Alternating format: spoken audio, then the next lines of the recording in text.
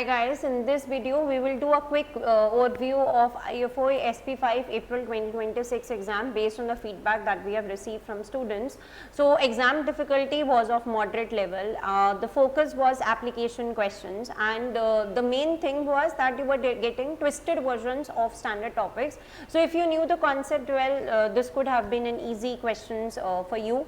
Ideas were present but structuring answers was challenging, main because of the twist of the standard topics. So paper was lengthy, and as which is happening in every IFOI exam, it's more judgment based paper and less of memory based paper. So although SP5 may the focus is always on memorization because there are certain things which come directly from book, but again you are not getting direct book, you get some twisted versions, you use those concepts to answer the questions. So more of judgment based questions. So biggest student mistakes were poor answer structure, not linking answers to the case study, weak time management, which has been observed in every IFOI April 2026 exam, and paper was not comfortably finishable.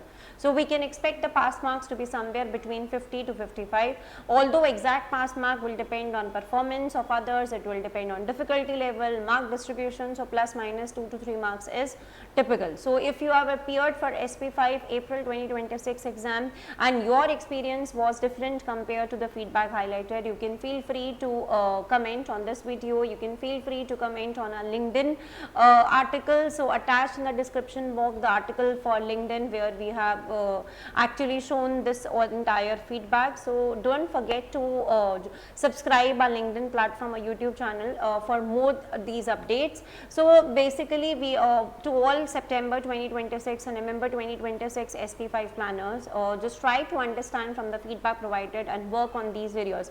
You really need to understand basically that how you have to convert your theory into application, how you have to make sure that you are understanding the technicalities, plus at the same time you are converting it into the examiner style expectation. So we at Academic Junction provide training for SP5. In case of any doubts or assistance required, you can check out with the team on the number mentioned.